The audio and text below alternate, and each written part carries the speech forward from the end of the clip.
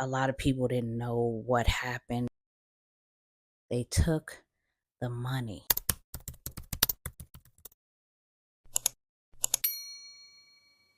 What it is, what it ain't, it's your girl Umbrella, and I am back with another video, okay? Today's video, we are going to be talking about Gary Coleman. Yes, we are talking about the Gary Coleman documentary that just appeared on Peacock. Yes, I had to spend a little money so that I could see this documentary because I was very, very interested in it. We've all grown up with Gary Coleman. I've only seen him as an adult man, so I'm not sure about his career before that. I did know about Different Strokes, of course, but I'm just used to seeing him on TV doing guest appearances and things like that, and just hearing about briefly, I guess, about his tragic life and story. So I wanted to definitely talk about it.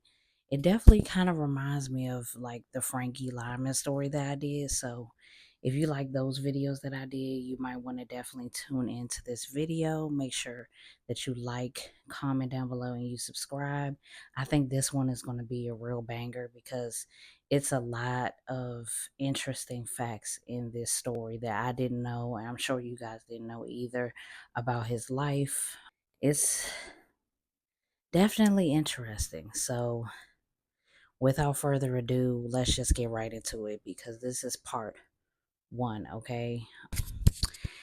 As you all know, before I get into it, I'm just going to give you brief updates about my pregnancy. I am 37 weeks and 3 days today, so I will be having my baby in the next 2 weeks, hopefully. If he doesn't want to cook a little longer, I'm very excited and blessed. But with all that being said, let's just get right into the video.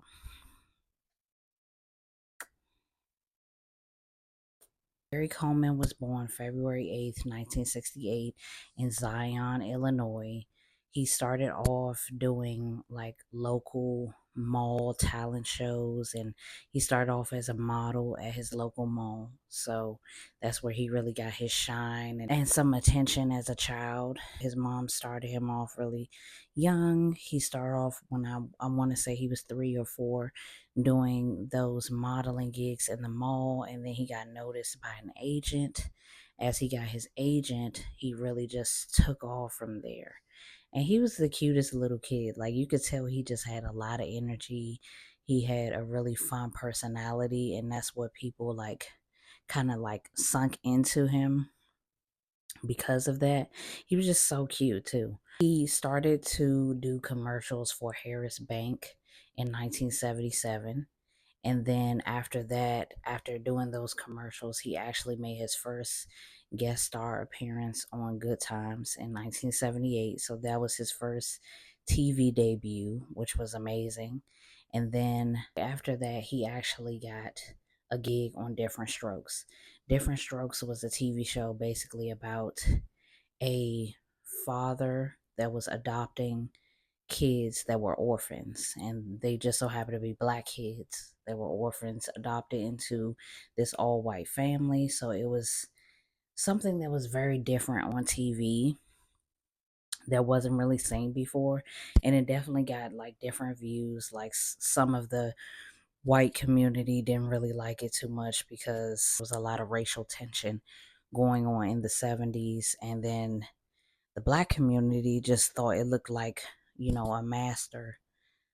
If we talking about slavery time, they thought it just looked like the father had this like um saving the black kids complex, or a white savior coming to save the day, save these inner city kids' life type thing. So it definitely got different reviews. I mean, overall it was a hit show, but it definitely had like some backlash a little bit, or some different views on how it was being portrayed on TV. But above all else, Gary Coleman was on the show, and he definitely had a strong personality as a little boy. And a lot of people would say, like, damn, he's like a grown man. Like, he just acts like a grown man. He's very blunt. His character, Arnold Jackson, he was very like sophisticated. He was like a smarty pants, and he was just very sassy. you know what I'm saying? And not in the way that we say it today. He was just very like blunt, to the point. He said exactly what was on his mind, exactly what he felt. And then he had that cutting edge catchphrase like, what you talking about? You know, so he was very spunky and he was a good character, and he definitely stole the show. Like everybody knew that. He met this guy named Dion Mail, and on the set, and he became his friend. During A Different Strokes, he also did a few other TV shows. He did Scout's Honor in 1980. I think that was a movie. He did, and he did Buck Rogers' 25th Century. I think that was a movie. So during this time that he was on TV, I want to say he was like coming to 5 years old. And a part of Gary Coleman's uniqueness in his career is his look. So he always looked like a kid. He always, I mean, as he grew, he did definitely look like a grown man, but he never really grew. He always stayed really small. And I think a lot of people didn't know what happened. I mean, some people are born that way, but Gary Coleman was born with a kidney disease, and he was diagnosed with that kidney disease when he was 2 years old. And he was told, or his family was told, that both of his kidneys weren't working properly and that it would probably be like that for the rest of his life. So his mom actually had him undergo some surgery when he was 5 years old, and he got the kidneys removed and he got one put in. And with the surgery, the doctors told him that, or told the family that the surgery was a success. But in fact, the drugs that they given him actually had an effect on his body and it stunted his growth. So basically, his family was told that he wouldn't even live to the age of 12, let alone grow any bigger than he was. Interesting too, because a lot of the effects of the drugs that it had on his body, it affected the way that he looked, but it worked for TV because he was just this cute little kid. But you know, as a person, it's like as a young man, a young black man, you don't want to stay the size of a kid forever. So it that had dramatic effects on, I feel like, his self-esteem and his health, his overall health. Times he would become weak. So during that time, he was a major success. After the surgery, he was still doing Different Strokes. He was a major success, and the money was coming in. The money was coming in, okay? So he was getting paid from Different Strokes, and the way that everything was broken down was, I love how they explained it on like a graph on I guess the news back then. But basically, it was broken down like he had agents, he had publicists, he had lawyers, and then there was his parents. So his parents had 20% of, if we're talking like a whole 100%, his parents had 20% of his money. Lawyers 7% of the money. 25% was for Gary. That's how the money was being broken down. During this time that the money was rolling in, you could tell that it was getting to a lot of people's heads. And it wasn't just getting to Gary's head, it was getting to his family's head.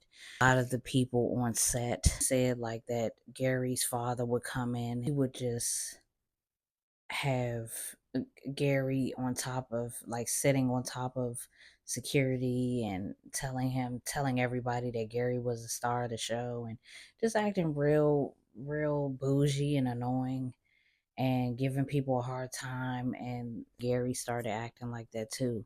So he emulated his dad. He started acting just like that, talking to people crazy. Nobody wanted him on set. He was making everybody very uncomfortable, and this continued for a little while. Around that time that his father was, acting like he was the shit, I want to say it was nearing the end of the show. So Gary was 15 years old, so he beat that prior diagnosis of just staying alive till he was 12, which is amazing. But the kidney that he had when he got put into his body when he was 5 was compromised in his body. So when he turned 15, he had to get surgery to get it removed. The production team, especially his hairstylist, noticed that he wasn't feeling good. He was sick and that it was hard for him to just keep working. But they said that they overheard his father telling him, like, you got to work, you got to keep going. His father denied these claims. His father said that he didn't tell him that. Like, he was really concerned about his health. And actually, I think Gary was supposed to go to Australia for some gig or something. And he told them that he wasn't coming because he wasn't feeling good. I don't know.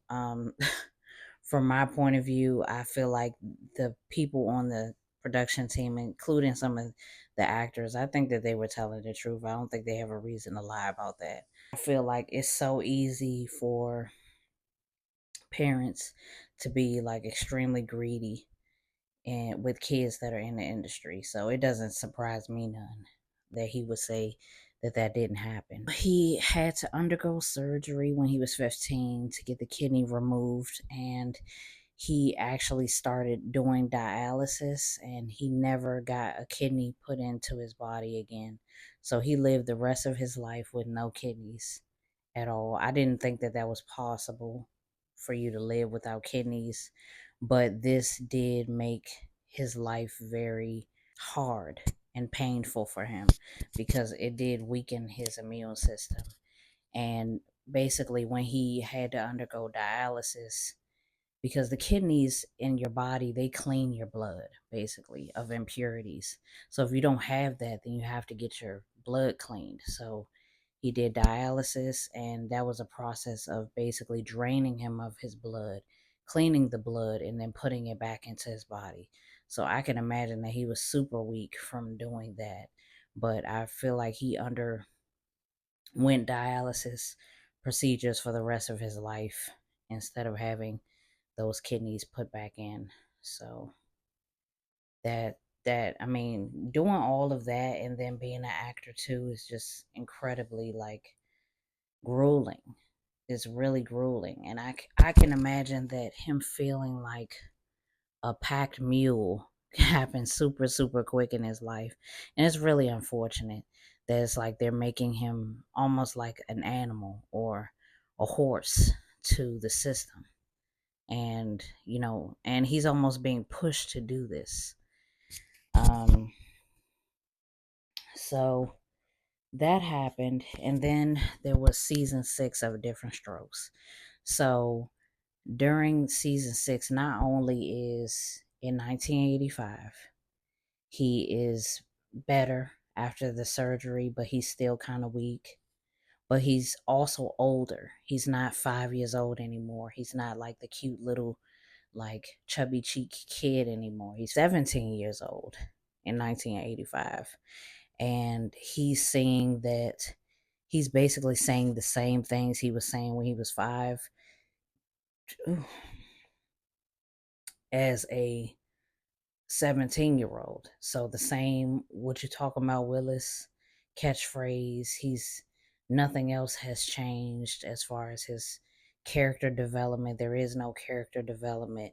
It's just the same lines over and over again. It was tired. Like, it was tired.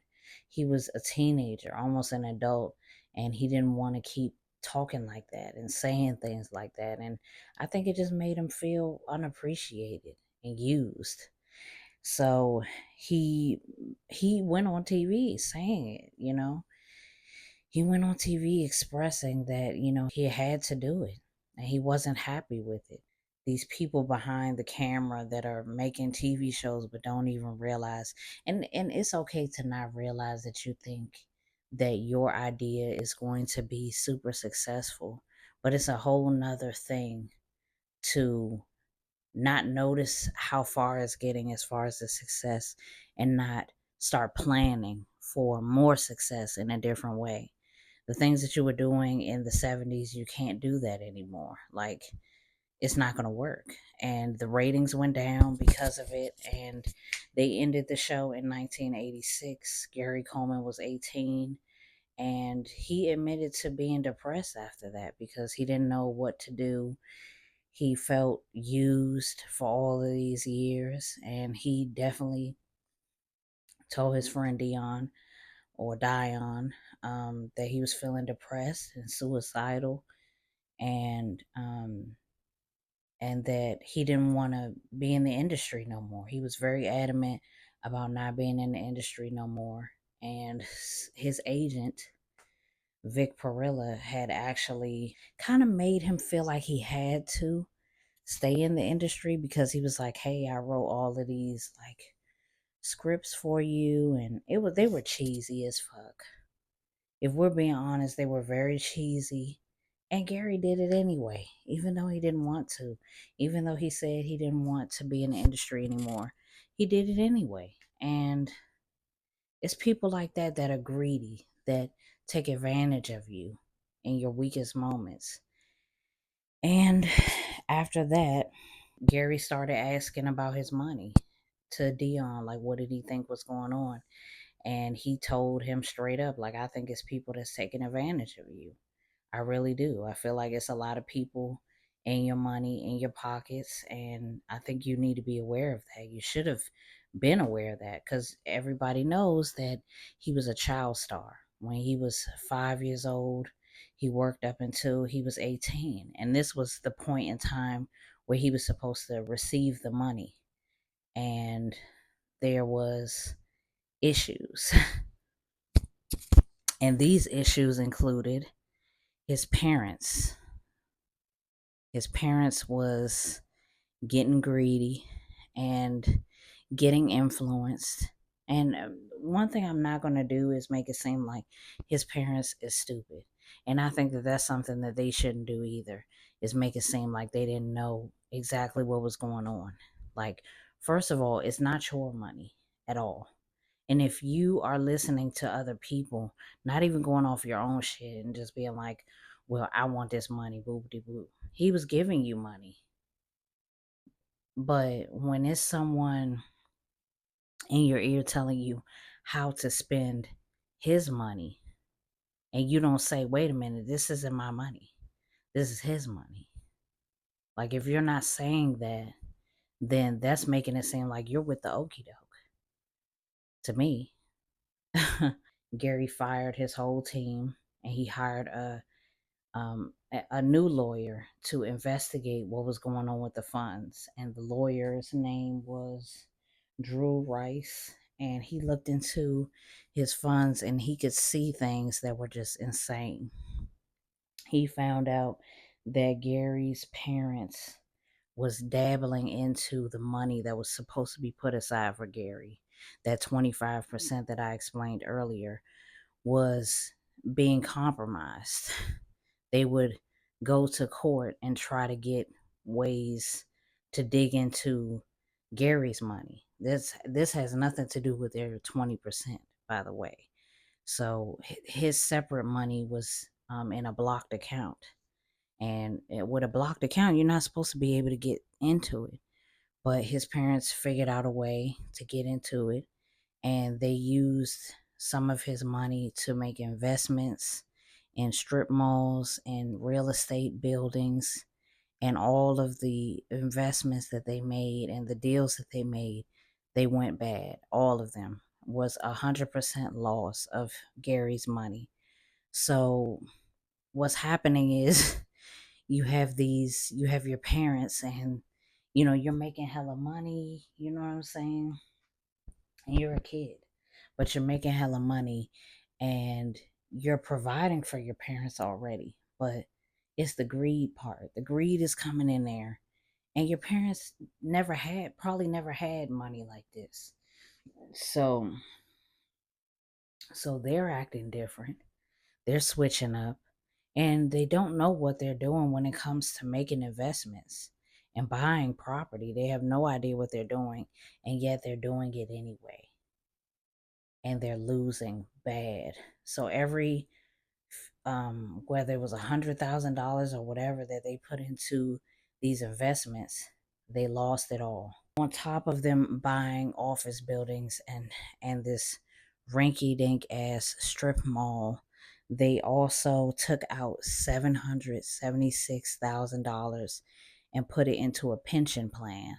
Then they dissolved the pension account and took the money. They took the money from their son that worked hard for it, that was becoming a caricature on TV for it. They took all his money. Oh my God. To stop this part, and we're going to pick everything back up in part 2 of this video. I hope you guys are ready, because we're going to talk about everything else, like what happens after the discovery of the money, and I'm not going to say nothing else. Make sure you lock in with me. I'll see you guys in part 2. It's Ombre Alert. Bye.